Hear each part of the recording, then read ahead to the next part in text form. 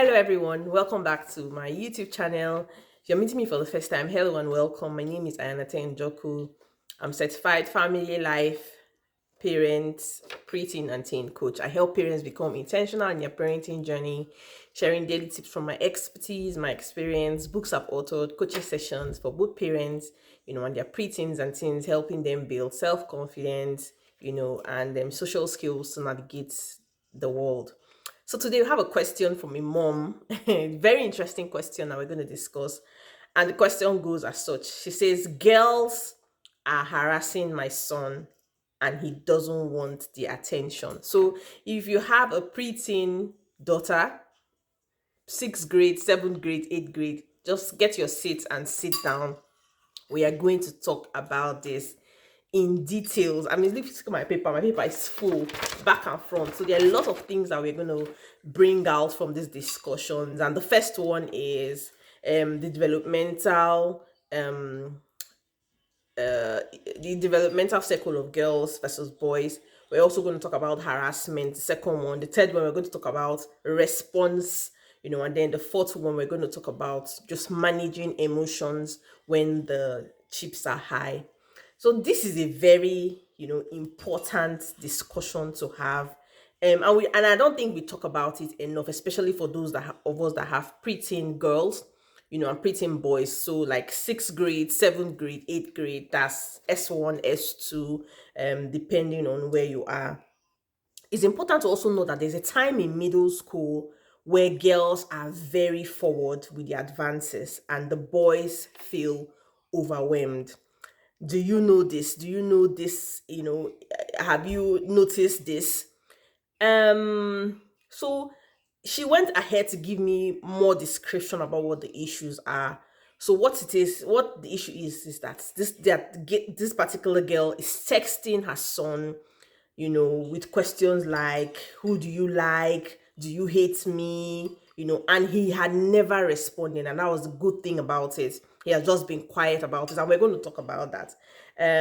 So he completely ignores, um, and it's good that he hasn't done anything, especially done something that is going to regret or message her in a wrong way and all that.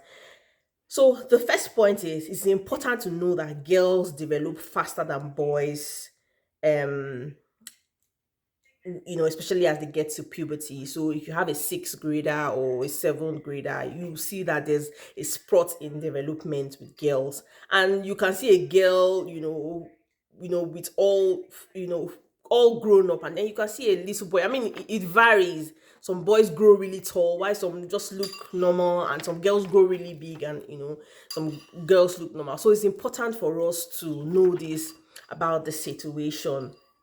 And with fifth graders, sixth graders, and seventh graders, these girls are constantly like in circles. They are discussing this issue, with themselves. In fact, another of her friend has even messaged his friend saying, who does your friend like, or does your friend like me? So these are the things that happen, in the circle of preteens and teens.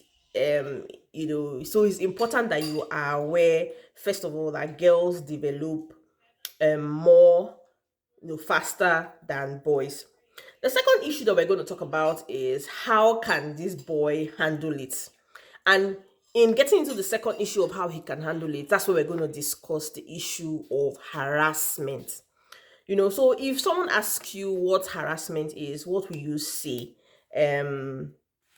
So harassment is, how will I say it?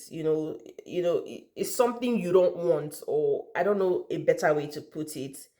Um and some people will say that harassment is not, when it's on the same level, it's not harassment. So for example, the boy and the girl, they're in the same class, so we cannot say this is harassment because they are of the same social class, not social class, I don't know how to say it. They are on the same power level. Hey, that's a better way to put it.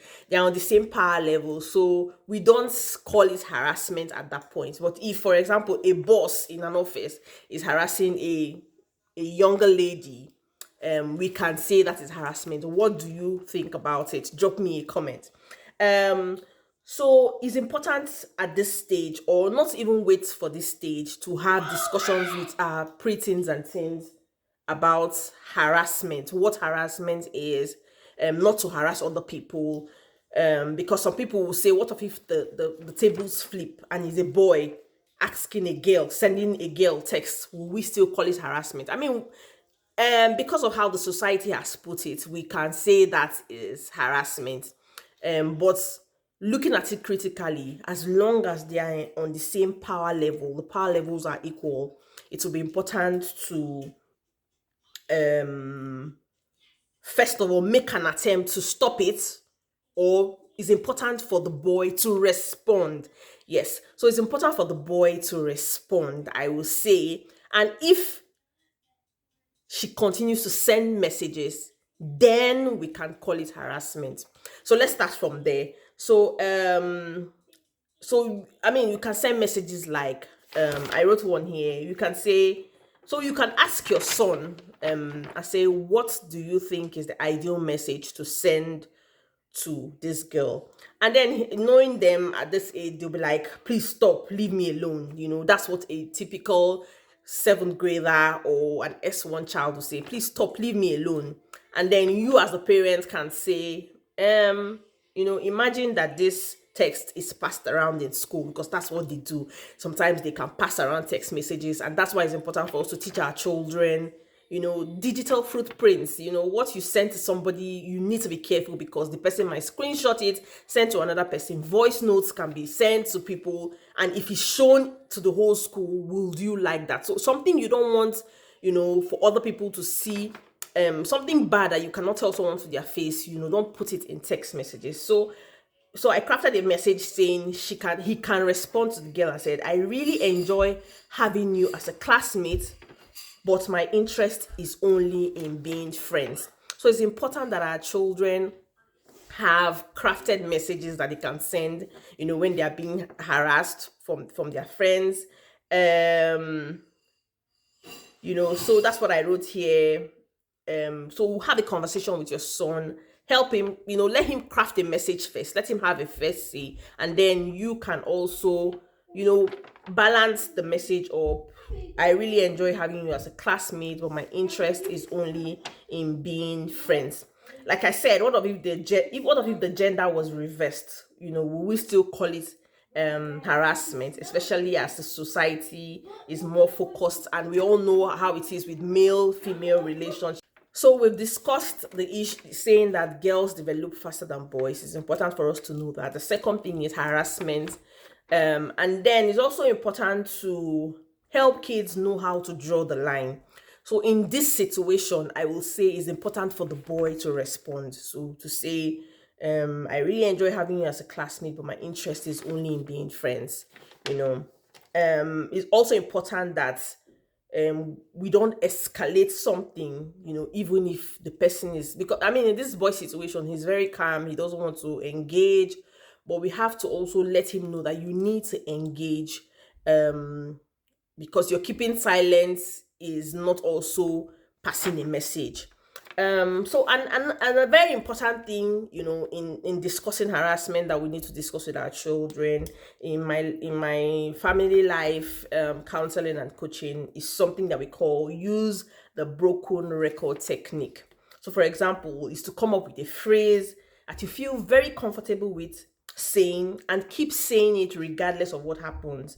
I'm not interested, this is making me uncomfortable. So if, for instance, if they keep sending him those messages, use the broken record technique and saying, I'm not interested, this is making me comfortable. I really enjoy having you as a classmate, but I'm only interested in being friends. So whatever the person says, you just keep using that phrase. I'm sure that will take down the pressure from both you, and the person sending you a message. And so, for example, if for example the record is on a bill, your response is on a billboard, they'll just see the same message over and over again. So it's important that we're having these discussions with our children, especially if you have preteens and teens. I hope that I was able to answer your question. So the first thing you guys need to do is have a conversation with him, craft a message, talk about harassment, and the need to draw a line, and then use the broken record technique if it continues.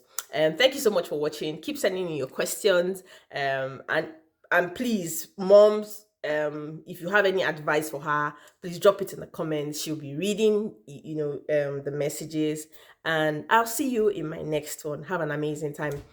So yes, I'm hosting a masterclass for preteens and teens, for risk management and making smart decisions. So if you have a preteen and a teen, make sure to register for this course, masterclass. Follow me on my social media platforms at Parenting United, and I'll see you soon.